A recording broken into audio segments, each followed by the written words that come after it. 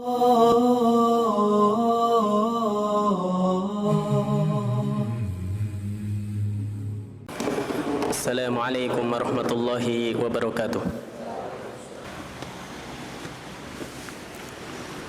Innal hamdalillah nahmaduhu ta'ala wa nasta'inuhu wa nastaghfiruh wa na'udzu billahi min sururi anfusina wa sayyiati a'malina.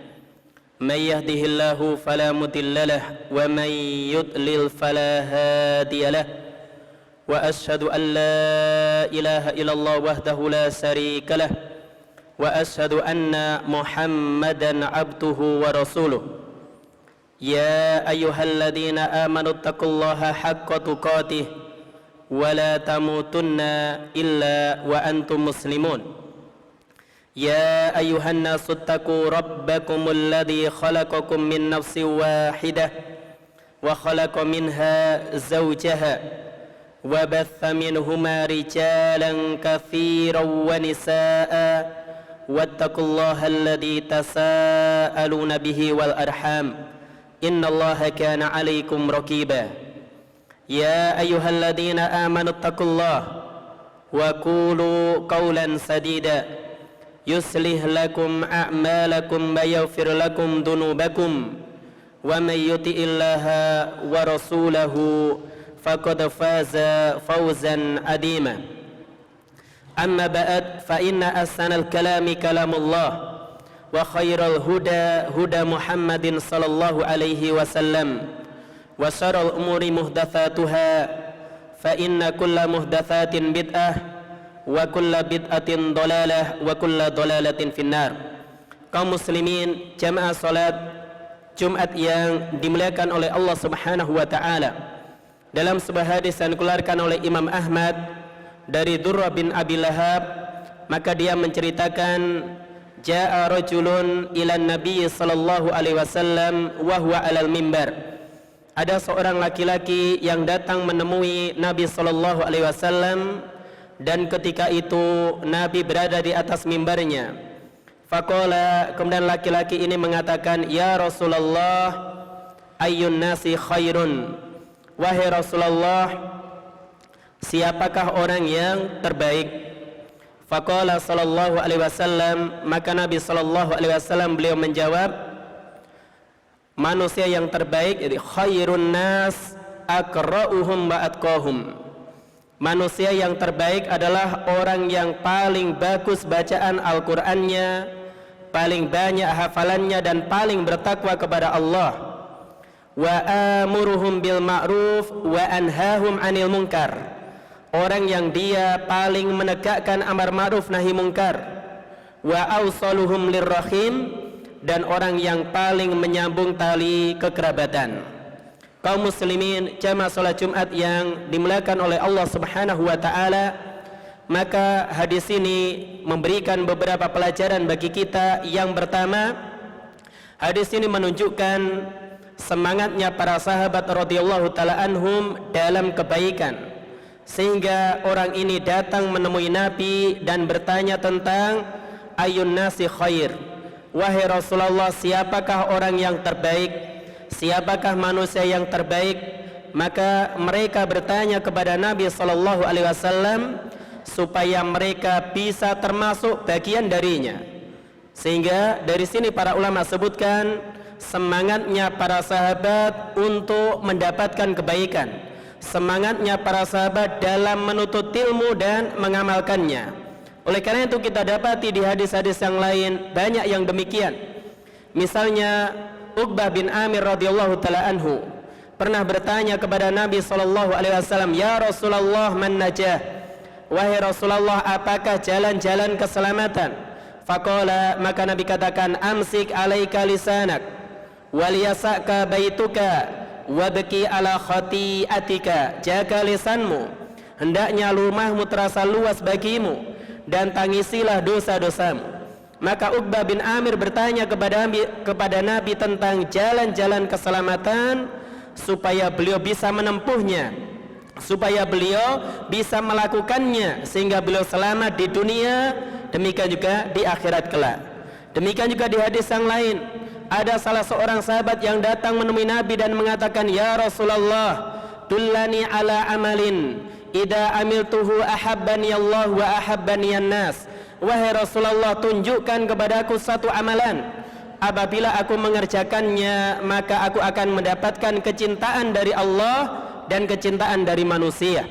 Maka Nabi SAW belum mengatakan, "Ishad fid dunya yuhibbukallah, wasad fima indan nasi yuhibbukan nas." Hendaknya engkau zuhud di dunia, niscaya Allah akan mencintaimu. Demikian juga hendaknya engkau zuhud terhadap apa yang ada di tangan manusia. Jangan berharap kepada manusia, jangan menggantungkan hatimu kepada manusia, niscaya mereka akan mencintaimu. Maka dalil-dalil ini menunjukkan bahwasanya para sahabat radhiyallahu taala anhum, mereka termasuk orang-orang yang semangat dalam kebaikan. Maka hendaknya juga kita berusaha untuk mendapatkan kebaikan, semangat untuk memperolehnya. Kemudian faedah yang lain, hadis ini menunjukkan bahwasanya di antara cara memperoleh ilmu dengan bertanya. Di antara cara memperoleh ilmu adalah dengan bertanya. Sehingga laki-laki ini datang menemui Nabi, dan ketika itu beliau berada di atas mimbarnya dan bertanya, "Ya Rasulullah, ayyun nasi khair?" Wahai Rasulullah, siapakah orang yang terbaik? Manusia manakah yang menjadi orang yang terbaik di sisi Allah Subhanahu wa ta'ala? Oleh karena itu, di antara cara untuk mendapatkan ilmu adalah dengan bertanya.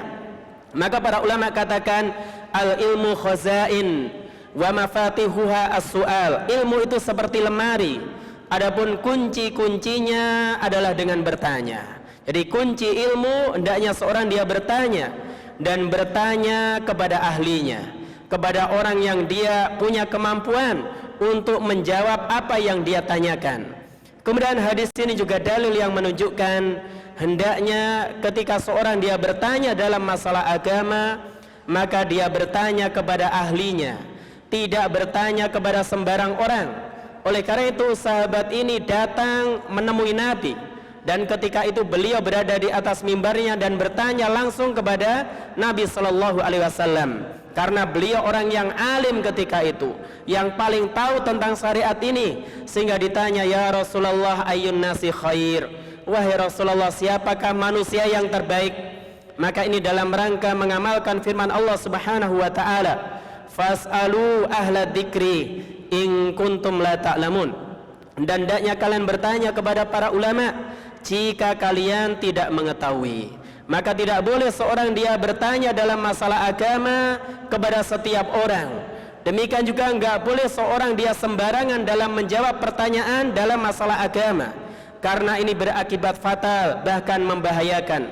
Oleh karena itu dikisahkan ada salah seorang sahabat yang dia terluka di kepalanya. Kemudian di malam harinya dia bermimpi dalam kondisi junub. Kemudian bertanya kepada para sahabat yang lain, apakah ada keringanan rukhsah baginya untuk tayamum? Maka mereka menjawab, tidak ada rukhsah bagimu. Sehingga sahabat ini mandi kemudian meninggal dunia. Maka berita ini sampai kepada Nabi Sallallahu Alaihi Wasallam. Maka kata Nabi Sallallahu Alaihi Wasallam, qataluhu qatalahumullah. Mereka telah membunuh orang ini, semoga Allah Subhanahu wa taala membinasakan mereka. Ala sa'alu idza lam ya'lamu. Mengapa mereka enggak mau bertanya apabila tidak mengetahui? Ala innama sifaul as-su'al. Ketahuilah obat orang yang enggak tahu, obat kebodohan adalah dengan bertanya. Maka kita lihat bagaimana bahayanya tatkala seorang dia berfatwa tanpa ilmu, bisa mencelakakan orang lain, bahkan bisa menyebabkan orang lain meninggal dunia. Demikian juga fatwa tanpa ilmu bisa menyebabkan mencelakakan orang yang berfatwa tersebut. Di antaranya yang disebutkan oleh para ulama, kisah orang yang dia telah membunuh 99 nyawa. Maka ketika itu dia ingin bertobat dan datang kepada ahli ibadah, dan dia bertanya apakah masih ada pintu taubat baginya. Kata ahli ibadah tersebut, tidak ada pintu taubat bagimu. Sehingga dia dibunuh, genaplah dia membunuh 100 orang. Maka ini menunjukkan bahayanya orang dia berfatwa, menjawab pertanyaan dalam agama tanpa ilmu. bisa membahayakan diri sendiri, demikian juga membahayakan orang lain, bisa membuat dia sesat dan menyesatkan orang lain. Maka hendaknya seorang dia bertanya dalam masalah agama kepada ahlinya, demikian juga orang yang ditanya.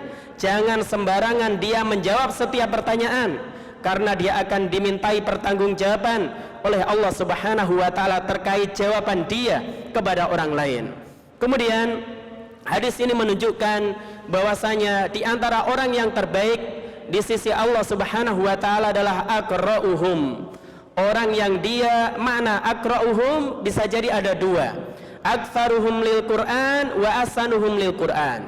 Orang yang paling banyak hafalan Al-Qur'annya dan orang yang dia paling bagus bacaannya.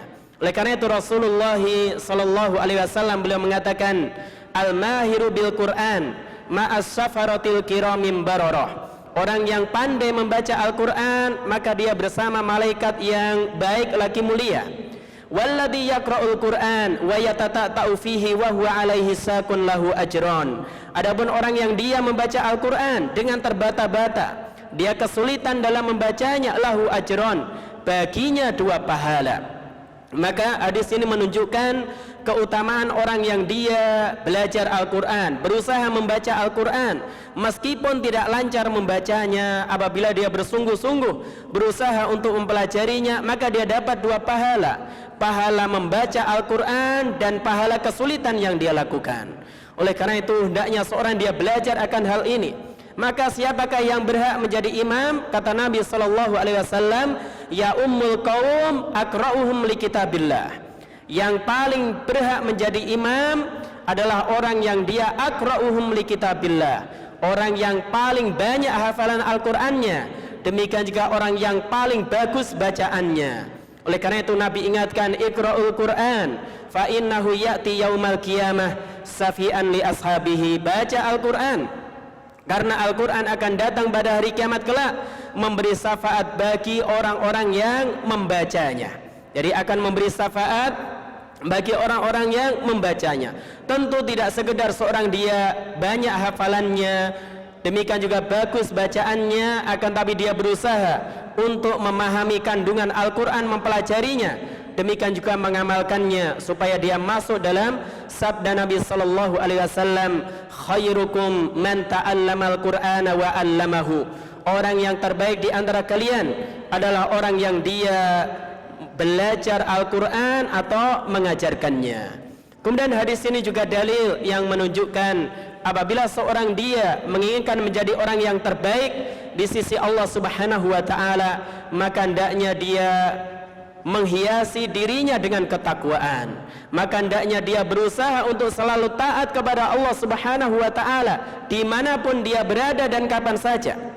Oleh karena itu kata Nabi, wa atqahum, dan orang yang paling bertakwa kepada Allah Subhanahu wa taala. Inilah parameter mulia tidaknya seorang di sisi Allah Subhanahu wa taala. Inna akramakum indallahi atqakum. Sesungguhnya orang yang paling mulia di antara kalian di sisi Allah Subhanahu wa taala adalah orang yang paling bertakwa di antara kalian. Semakin bertakwa, semakin taat kepada Allah Subhanahu wa taala, maka seorang akan semakin mulia. Meskipun di dunia dia tidak dianggap, meskipun di dunia kalau ngomong tidak didengar, meskipun di dunia kalau dia memberikan rekomendasi, demikian juga tidak diterima rekomendasinya. Akan tapi tatkala dia bertakwa kepada Allah, maka hakikatnya dia orang yang mulia. Oleh karena itu parameter kebaikan kita bukan karena wajah yang kita miliki, bukan karena harta yang kita tumpuk-tumpuk, akan tapi kebaikan kita di sisi Allah karena hati dan amal soleh kita. Oleh karena itu Rasulullah sallallahu alaihi wasallam dalam hadis yang dikeluarkan Imam Muslim, beliau ingatkan, innallaha la yanzuru ila suwarikum wa amwalikum walakin yanzuru ila qulubikum wa a'malikum. Sesungguhnya Allah tidak melihat rupa kalian, Allah tidak melihat harta kalian, akan tapi yang Allah lihat adalah hati dan amal kalian. Semakin baik hati seseorang dan membuahkan amal soleh, maka akan semakin baik kedudukannya di hadapan Allah Subhanahu wa taala. Sebaliknya, meskipun seorang dia keturunan bangsawan, keturunan raja, keturunan presiden, akan tapi ternyata dia tidak memiliki hati dan amalan yang baik, maka hal tersebut tidak bermanfaat baginya. Wa man batta'a bihi amaluh lam yusri bihi nasabu. Siapa yang lambat amalannya, maka nasabnya tidak mampu mempercepat dia di hadapan Allah Subhanahu wa taala. Aqulu qali hada astaghfirullah li wa lakum wa lisairil muslimin wal muslimat innallaha ghafurur rahim.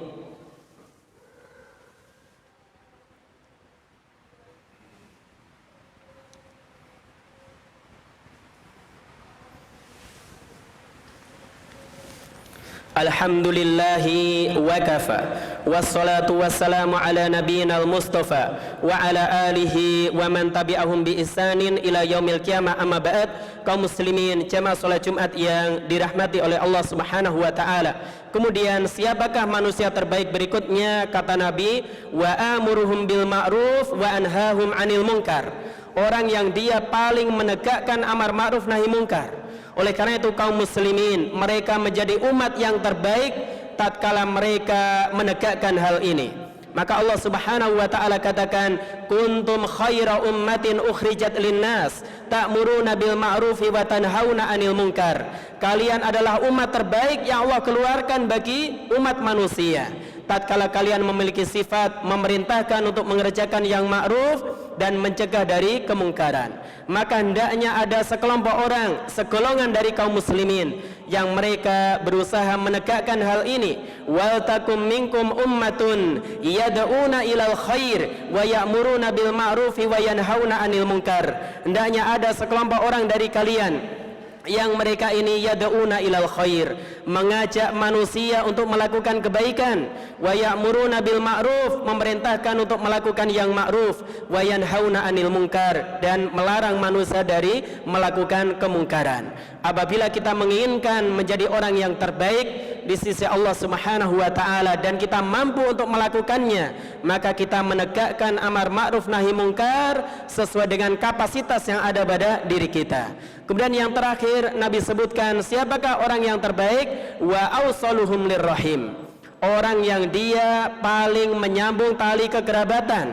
Yang dimaksud dengan kerabat, orang yang masih memiliki hubungan darah dengannya, orang tuanya, bapaknya, ibunya, kakeknya, neneknya, demikian juga saudaranya, kakaknya, adiknya, anaknya, paman, bibi, dan seterusnya. Maka orang yang dia berbuat baik dengan kerabatnya, terutama kepada orang tuanya, maka dialah orang yang terbaik di sisi Allah Subhanahu wa taala. Oleh karena itu Rasulullah sallallahu alaihi wasallam beliau mengatakan, man sarrahu an yubsata lahu fi rizqih wa yunsa'alahu fi ajalih falyasil rahimah. Siapa yang suka diluaskan rizkinya, dipanjangkan umurnya, maka hendaknya dia menyambung tali kekerabatan. Dia berbuat baik dengan keluarganya, berbuat baik dengan kerabatnya. Apalagi semakin seorang dia ngaji, tahu agama, harusnya semakin baik dengan keluarganya. Demikian juga Abdullah bin Umar radhiyallahu taala anhu beliau mengatakan, manittaqa rabbah wa wasala rahimah. Siapa yang bertakwa kepada Allah, menyambung tali kekerabatan, nusi'a fi ajalih, akan dipanjangkan umurnya, wa thara maluhu wa ahabbahu ahluhu, akan diluaskan rizkinya, demikian juga akan dicintai oleh keluarganya. Inilah manusia yang terbaik yang disebutkan oleh Rasulullah sallallahu alaihi wasallam. Nabi katakan, aqra'uhum ba'atqahum. Manusia yang terbaik orang yang dia banyak hafalan Al-Qur'annya, bagus bacaannya. Demikian juga orang yang paling bertakwa kepada Allah Subhanahu wa taala. Yang berikutnya orang yang menegakkan amar ma'ruf nahi munkar, dan yang terakhir orang yang dia menyambung tali kekerabatan. Semoga Allah Subhanahu wa taala berikan taufik kepada kita untuk berusaha untuk mengamalkan setiap ilmu yang sudah kita pelajari, setiap ilmu yang sudah kita dengar, sehingga ilmu tersebut bermanfaat bagi kita tatkala kita menghadap Allah Subhanahu wa taala. Allahumma shalli ala Muhammad wa ala ali Muhammad kama shallaita ala Ibrahim wa ala ali Ibrahim innaka Hamidum Majid. Wa barik ala Muhammad wa ala ali Muhammad kama barakta ala Ibrahim wa ala ali Ibrahim innaka Hamidum Majid. Allahumma inna nas'alukal huda wat-tuqa wal afafa wal ghina. Allahumma inna nas'aluka ilman nafi'an wa rizqan thayyiban wa amalan mutaqabbalan. اللهم آت نفوسنا تقواها وزكها أنت خير من زكاها أنت وليها ومولاها ربنا لا تزغ قلوبنا بعد إذ هديتنا وهب لنا من لدنك رحمة إنك أنت الوهاب ربنا آتنا في الدنيا حسنة وفي الآخرة حسنة وقنا عذاب النار والحمد لله رب العالمين.